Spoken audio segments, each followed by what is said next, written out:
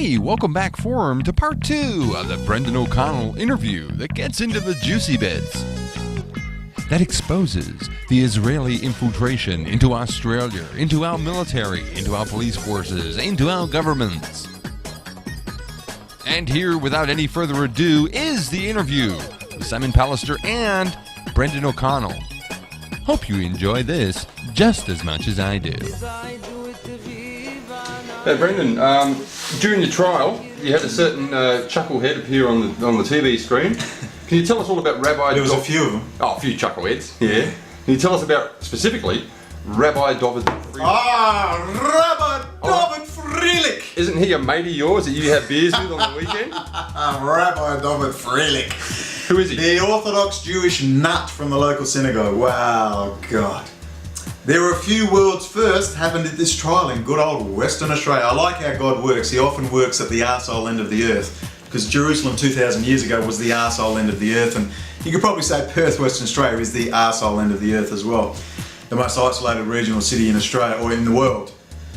Listen, boy, some very interesting things came out of that. Now that was the only transcript that was disappeared out of my hands and then given to me the next day as they edited it and carried on. But I had a Pharisee, and I loved it when I even said to Rabbi David Freilich, who said, "We are a race, we are a race." I said, so, you know, even when I'm a Swahili witch doctor and I convert to Orthodox Judaism, I'm now part of the Jewish race. And they said, yep. It doesn't matter how ludicrous it sounded, they just wanted to, you know, that's what they believe, or say they believe. But he said some very interesting things. One of the ones was I wanted to entrap him and I was rubbing my hands with glee. And I might add before this, the two main witnesses they brought in, Professor Andrew Marcus and Rabbi David Freilich, were totally inadmissible hearsay evidence. And we knew this. I'd spoken with my lawyer, John Bowden, before this. But the chance to get these two chuckleheads on the record was too much to pass up. So I said, no, let's let them get on the stand. So we did. Rabbi David Freilich said many things. First thing I wanted to do was to discredit him in front of the jury by doing this simple thing. I wanted to point out that's why I asked him, are you a Pharisee like in Jesus' time? And David Freilich looked at the camera and went, yes. Which doesn't come across in the transcript at all. I think it's been noticed. But he said, you know, yes. I said, and Judge Wisby, that's 80-year-old fool, he was onto it immediately. He knew what I was going to do. What I was going to do is go, oh, really? What I'd like to say, truth is a part of this. Let's just see what Jesus had to say about you. And I was going to go, sons of your father the devil, children of hell, you know, ye compass sea and land to make one proselyte, then make him twice the child of hell as yourselves. Meaning, you go all over the place to make one convert to Judaism, then you make him twice as bad as what you are. I mean, all quotes from the Bible. He calls them shocking things, all right? You're saying Jesus does? Jesus does. And I want to say he calls you the liar and the father of lies. So you've got no credibility. Get the F off the stand. Mung bean, chucklehead. And he was live from Jerusalem at that stage, from the Israeli Supreme Court building in Jerusalem, you know, with the all-seeing eye and the pyramid cut to that. So a lot of very interesting things said, but he got very upset and he goes, oh, well, I had no idea I'd be asked these questions. So I said, Rabbi, what's wrong? Don't you want to talk about your faith? This is relevant background. You know, he was protected. All of them were protected at all stages by Wisby, non-stop. Wisby was like this, like his hand up, ready to pounce to shut me down. It was pretty funny. And when you watch other court cases and see how those judges behave and how they let the lawyers go and question and they make witnesses answer questions and stop avoiding, they never did any of that. They just shut me down at every chance they got. Rabbi David Freilich was fascinating, and we have that all on video. And we'll put a few still shots up. And I warned the Supreme Court, you're not getting this footage. It's all ready to go and it'll be posted if anything happens to me. We warned you we had all this footage. And you deleted some off my hard drive, but you don't realise that before I went to jail, I copied it all and sent it far, far away. So, yeah, that's another thing. They mess with a lot of my computer stuff and so on and so forth. Regardless, we're going to compare transcripts to the audio. We haven't had a chance to go into that. I actually have barely looked at my stuff. I've just been so busy trying to survive and get by. I haven't had a chance to relax and do stuff. Because they've been entering the house, and we'll probably enter this house, no doubt, at some stage. But Rabbi David Freilich was fascinating. Professor Andrew Marcus was fascinating. What an arrogant twat. Professor of Jewish studies, you know, they're so important. They've got to have Jewish civilization studies. Watching him, the hypocrite, you know, 1 minute he does not sure about Joan Peters, and then next minute you saw that last night, and the next minute he's there defending her, and suddenly he does know stuff about it, and it was pretty funny, you know, dissing Professor Shlomo Sand, and you know, it's funny, you know. Look, they couldn't lie straight in fucking bed. Let's be frank. You know, what was the Merchant of Venice? He says, "Why argue with a Jew?" In one might ask why. One might ask the wolf why the ewe bleats for the lamb, or bid the tide not to rise higher. It's hopeless. They lie. Stanley Keezer stood on that stand and just lied and lied and lied. And he said things like, "Oh, Your Honour, oh, I don't understand." See, he was beautiful. He was so well trained. He just played dumb. And funny stories about Stanley. You know, a couple of times I said to him, "Mate, Stanley, I'm looking at 4 years jail. The least you can do is answer my questions." And he said, "It's not 4 years, it's 14. I hope you get more." That's how he said it in the courtroom. I just go, this guy. For making a YouTube video. I wanted to get up and knock him out. I actually leant against the table like this to stop myself. You're saying this little cretin... He's a creep. He wanted you to go away for more than 14 years. Yeah, he wanted more. For making a YouTube video. No, he comes to us, stalks us, gets photographed, makes a fool of himself, and then claims a victim. Yeah. I mean, you can't make this shit up. You can't make it up. Out on the court, and cut to the video of him out on the out in front of the court. Now watch this. A Perth man who posted an anti-Jewish video on the internet has been jailed for 3 years. The victim of the racist rant says the sentence isn't long enough. This is the racist video that shocked Perth's Jewish community. Your days are numbered, and we're going to rescue as many of your victim cult members as we can. 2 young Jewish men bullied relentlessly the 15-minute rant posted on YouTube. You are racist, homicidal maniacs. Today, the man responsible, Brendon O Connell, was jailed for 3 years after being convicted of race hate crimes. It's believed he's the first person in the state to be found guilty under new racial vilification laws. The judge described him as a bully who has an irrational hatred of Jews. One of the men victimised in the video says O'Connell has made his life hell and that the sentence is inadequate. Wish he was going for longer. I've been harassed continuously for the last 18 months. But the jail term's been welcomed by the Jewish community. I think it was a victory for decency and against bigotry and prejudice. On future occasions it could be Muslims or Asians or any group, and so we should all be happy about this result. There was extra security in the courtroom for the sentencing. After being told he would serve 3 years in jail, O'Connell yelled out, "That's a holiday camp compared to Gaza." O'Connell will spend at least 18 months behind bars before he's eligible for parole. Tegan Sapwell at 10 News. All right, did you see him playing victim? I've been persecuted for 18 months. I don't know how he was persecuted. You want persecution, you want to live how I lived for 18 months. You know, he's only got the Israeli ambassador in the state of Israel backing him. I mean, look, it's so absurd. It's going to come out eventually. So is he an Australian citizen or is he an Israeli? No, he's an Australian citizen. He's probably got dual national Israeli citizenship, who knows. Yeah, right. He loves Israel so much but doesn't want to live there, you know. Yeah, he obviously doesn't. Want to shed blood for that state, but none of them want to live there. Wow. Just this morning, the Royal Institute of British Architects joined the BDS campaign. Oh, the BDS campaign, that is really gathering. I mean, what do you think is significant about the architects? Mate, this just shows you this is rocketing mainstream now, and this is when Israel is going to be very, very dangerous. Jewish power is going to be very dangerous. I would like to say they're probably going to split into 2 camps. You've got the pro-Israel faction and you've got the Jews who've always sort of disagreed, but yeah, we'll have Israel, and the ones who've said this is a bad idea from the beginning. You're going to see a big split go down the middle. Israeli Jews, particularly their leadership, know they're in the poo. They're probably going to get arrested on war crimes. Remember, Netanyahu couldn't go to England because he feared he was going to be arrested.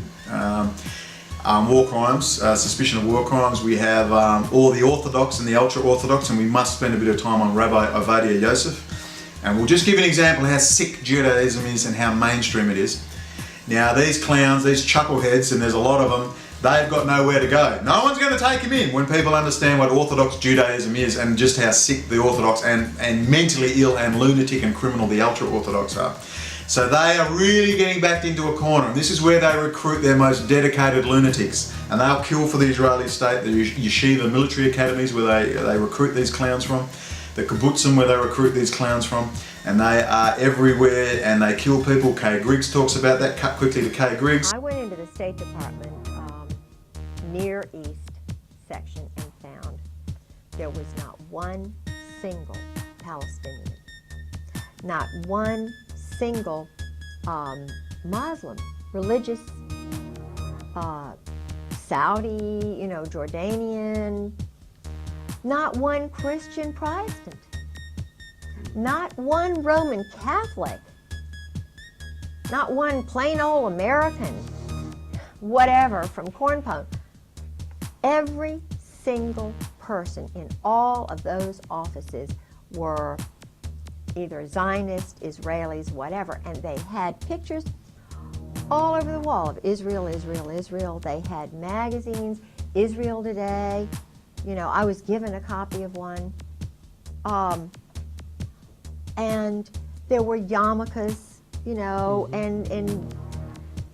the Israeli writing. In other words, and I asked one of the women after having gone through about, 4 or 5 of these offices, I said, because I was pretending like I really, I was just kind of wanting to know where the Palestinian office was, She said, well, we handle all of that. We handle all of that. And this is the State Department, the Near East, the part that handles Israel, Jordan, all of these. Egypt. Yeah, the Near East section. Yeah. It was just totally dominated by Israeli. Totally. And at that time, the spokesman, I can't remember his name, he was a Zionist, the spokesman for the whole State Department. They have killing teams they send out, make no mistake, don't be intimidated about it though. You've got to realise that they're back against the wall. But too bad, we've got to just go in for the kill and end the Israeli state once and for all. And the BDS movement is fantastic. You're getting these mainstream... Look at Roger Waters, one half of Pink Floyd. They wanted to pay him $10 million to play, and he basically said, go to hell, you sick, twisted bastards. I mean, he didn't hold back. I mean, he gave it, and it's catching and catching and catching. They're getting very worried. I don't know what happened with Mick Jagger's girlfriend, but I do wonder if Mick Jagger is friends with Roger Waters. And I do wonder, it's unusual for a woman to hang herself. It's not the usual choice, but I do wonder. I'm just speculating, I really have no idea, but if anyone wants to look that up, I'm curious about the timing. But anyway, that's fantastic. That BDS movement is fantastic. And once people really cotton on how sick Judaism is, it's just going to gather and gather and gather in speed. There's one thing you said earlier that really stuck in my mind. When Pink Floyd hate you as a country, it's all over. Yeah, when Pink Floyd hates your guts, you're finished. Without doubt, you're finished. When the flying pig hates you, you're done. You're done. There has been a rumour circulating just recently, the researcher feels, that you are considering a speaking tour of Australia. With what? With what? I'd love to speak. Is that true? No, it's not going to happen. I'm not ready emotionally. I haven't got a place to live. Sleeping on your couch. But one day, look, it's going to come out. My case was highly unique. What happened to me in jail was unique. What went on was unique. It's broken out all over. Matthew Carney from Four Corners expressed a great deal of interest. That was prior to me going to jail. That's the Four Corners, one of the big investigative reporting outfits. But my story is going to go mainstream. I absolutely guarantee it. Because we'll get through some stuff today, but there's stuff I haven't even told you, mate. There was at least 5 suspicious deaths around my case. At least 5. At least 5. And when I posted before about getting the job at Laser Mail, the mass mail out company, which just happens to distribute both the Jewish Maccabean. In fact, stay right there. Stay right there. This will put the fear of God into Steve Leibich. My mate Steve. What's this? Why, ladies and gentlemen, it's the Jewish Maccabean paper. The very paper which Stanley Elliott Keyser claimed he was writing an article for. I have 1, 2, 3, 4 copies. Very interesting. There's all the advertisers here. All the truth. WA Jews support Israel 100%. Oh, really? Hold on. Isn't that the company you worked for? Yeah, Laser Mail. They distribute that. Not only do they distribute that, they distribute the Freemason paper. Oh, you're joking. What a coincidence. And you've seen my post about the pyramid on the side of the Perth District. Hold on. Settle down, big fella. You're telling me you worked for the major That Jewish... was the Holy Spirit, brother. I just used to see that place when I went past. Let me clarify. You worked for the major Jewish publication in Western Australia. No. It's a mass mail-out company called Laser Mail. They distribute stuff of all kinds. I see. The local nursing... Including the per se Jewish newspaper. Yeah, because the guy is obviously Freemason or Jewish, and the Wednesday I got the job at lunchtime, and he was knocked off his bicycle and nearly killed 4 hours later. Did nobody realise that you were a racist anti-Semite working there? No, they did, because I told them in the end. And I was sacked for taking the paper. There's a woman there that no one knows what she does there, but she's obviously the overseer. It's a Freemason place run by Freemasons. Inspector Steve Jancic, we saw him in 2012 go public in December asking for new recruits on page 3 of the West Australian. That was directed at me. The police run WA, and they run it through the local Freemason Masonic Lodge here in town, which is Judaism for Gentiles. They're completely affiliated in like that with the Jewish community leaders. They take their orders from Israel. And you have the Inspector of Police is the Master Mason, and that news article was left on my pillow at Albany Regional Prison, would you believe? When the cell door was locked. The Freemason article. The article out of the West Australian newspaper. And Kerry Stokes is a high-level Freemason. Just point up there and say this article. This article. Magic of video editing, ladies and gentlemen. Now, Kerry, so I would add, look, I've known Freemasons are very nice people. Kerry Stokes is regarded as a gentleman, a very good man, very loyal to the state of Western Australia. He owns the 7 Group, which owns the West Australian newspaper and the 7 Network. They did some very good, decent reporting on me. I need to clarify, I don't agree with Freemasonry, I don't agree with secret oaths, I don't agree with any of that stuff. Jesus says I spoke openly in the temple, and in secret I have said nothing. But I'm afraid there is a problem, because all you need is to have that level of power within your community, and then all you need is your top people to be corrupted. And then you're finished. The money pours in, and you are now a conduit into the power points of any town, any state. And that's why it's so dangerous. But the people themselves, like Kerry Stokes, he's a very nice man. And that's the point. But I'm sorry, too bad. It wasn't the Jews breaking into my house, it was the freaking Freemason bunch lodge and their mates from Campbell Barracks and the police force. Wasn't Stanley Keyser doing it. It wasn't Israeli Defence Force personnel doing it. It was local West Australians. You feel like they've targeted you? Want to betray one of your own? They've betrayed you? You feel like they've betrayed you? Let me give it back to you with interest. You want to work for them, you bitches? Inspector Steve Jancic, Inspector Nick Antisich, you want to work for them? Then you're going to be my bitch by the time I'm finished with it. You're going to be my bitch because I've got all the fucking dirt on you. Your days are numbered. The bell's toll for you, the WA Police. The bell's toll for you. You are the most corrupt police service in this country, and you don't blush. As someone said to me, WA does not blush. You get caught and they do this. What are you going to do about it? Your arrogance is the end for you. We have had enough of you. And I'm meeting so many people that are so pissed off, it ain't funny. Your dodginess knows no bounds. Pulling people over, stealing stuff out of their car, fake charges, just grabbing people, throwing them in vans, faking, planting evidence on them. And now you want to get control of the DNA lab in Perth? God help us. You'll be faking DNA evidence till the cows come home. God help us. And I can tell you all about the DNA lab. And the experts? Oh yes, there's 2 very good people run that DNA lab, and they hate the police, they're sick of the police. The staff say the police will hang over their shoulders and they will deliberately spoil DNA samples. They'll plant, steal DNA samples. They've got detectives in there, former detectives who are now working in the lab, protecting other police. They're only testing DNA on new recruits for the last 5 years, but none of the old guard will be tested. Why? Because their DNA's in all the crime scenes. Because they committed a lot of crimes. They break in, steal, thieve, deal drugs. That's bad. I'm not making this up.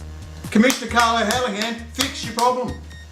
And the only way it's going to be fixed is when ordinary people realise, oh, the police, every time I see a police bust of drugs, I roll on the ground in laughter and say, well, there you go, that'll all be back on the street in about 5 freaking minutes. All these police officer detectives with their bloody 16 rental property share portfolios and all the rest. Oh, police wages must be pretty good, boys. You know, and Roger Reeves wants to know where all the cocaine went.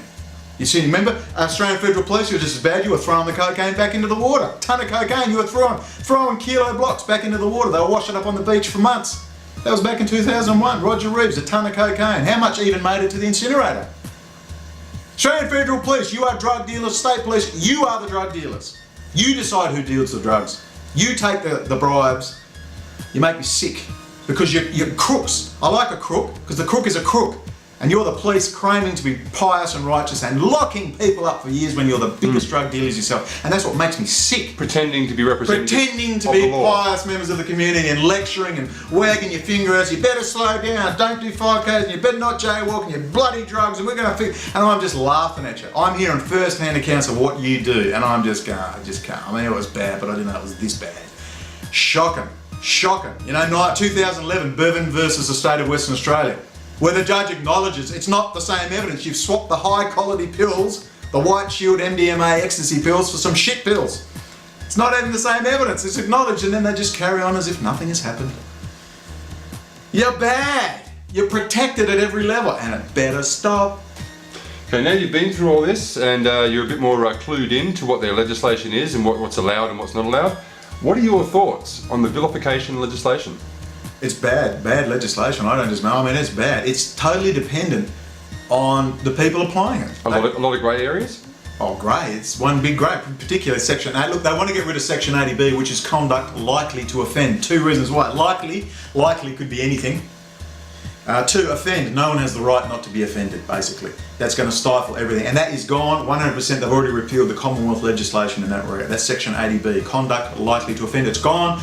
I've been told they are waiting for me to go to the High Court. They're literally waiting. Waiting for you? Waiting for me to go to the High Court to slap it all down. Section 77, that is conduct intended to incite racist animosity. That will probably stay. But my conviction will be quashed with that question. But what am I meant to do? I haven't got any money. I don't even have a place to live. WA has done nothing but absolutely stifle me every second of the way, every second of the day. You didn't even give me a place to live when I left.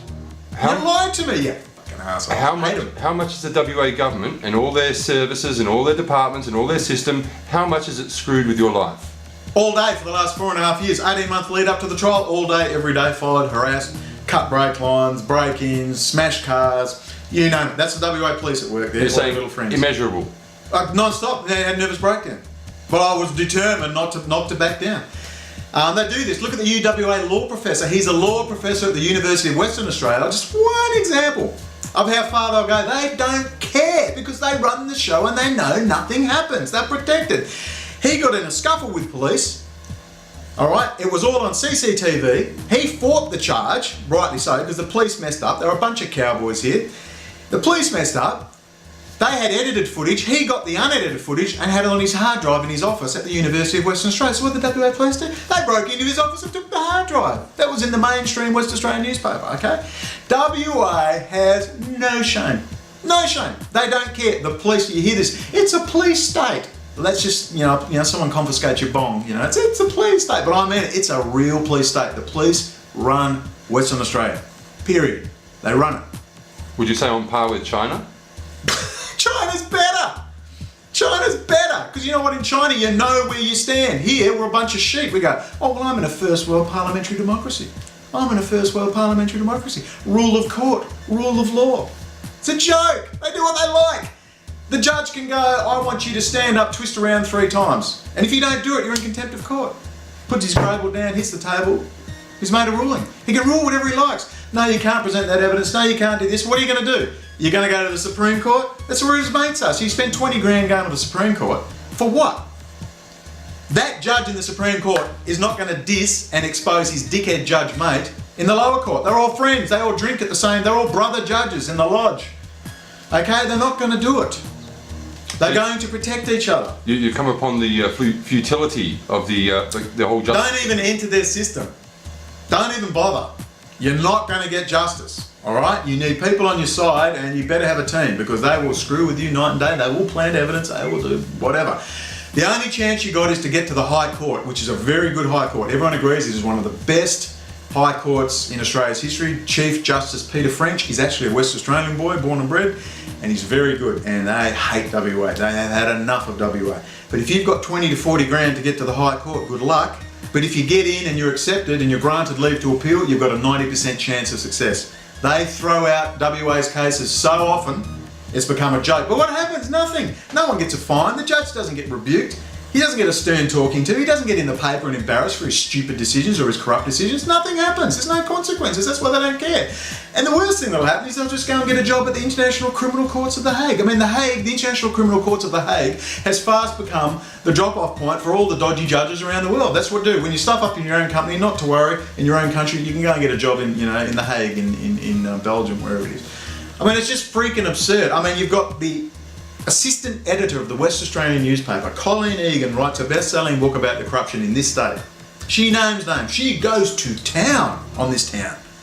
And what happened? Nothing.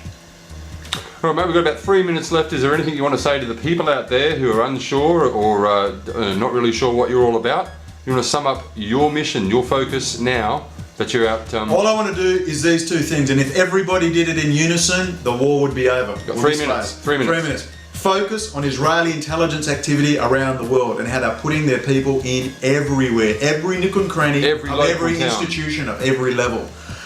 They're training them up under Operation Talpiot, military intelligence. They are now called Silicon Wadi, not Silicon Valley. Silicon Wadi has become a technology juggernaut. The Intel's most advanced research and development factory is in Israel. In 2006 it opened up, okay? The latest router chips, the latest mobile phone chips, the latest, whatever, it's all coming out of Israel. Hardware backdoors galore, okay? You focus on that. They're in military intelligence, they're running the computer systems, the databases, everything. The second thing is Jewish racial and religious supremacism. Do not separate Zionism from Judaism. They are one and the same. Political Zionism has its foundation in the philosophy and values of Judaism and the books of the Old Testament, the Tanakh, Old Testament, and also the books of the Shulchan Aruch and the Babylonian Talmud. When you understand this, okay, they quote from these books today. They're 3,000 years old. They quote from today. Slaughter everyone. Anyone gets in your way, kill them. They quote from it today in Palestine. If you want to understand, look at their books, look at what they do. When you get that link, you'll understand. Focus on those two issues, and the Israeli state is dead and gone. Do you think the WA government have a supremacy all of their own that they feel? Oh, I think South African Jews are very comfortable in WA. I think they're very comfortable. It's the same supremacy issue that they have, that the Jews have. That they feel. Yeah, but Native Australians don't have guns. That's the difference. They can't defend themselves. You know, they love it here because it's the same mindset, literally. It's just nicer. Well, thanks very much for your time, Brendon. I have enjoyed talking to you. I hope you've enjoyed being here. I've enjoyed the therapy. It's all good therapy for me. And I look forward to talking to you again. Yeah, will do. Thanks, mate. Take care. Cheers. Yet another interesting video featuring special guest Brendon O'Connell. Stay tuned for Brendon TV Part 3 coming soon. That's all from me for now. God bless and ciao for now.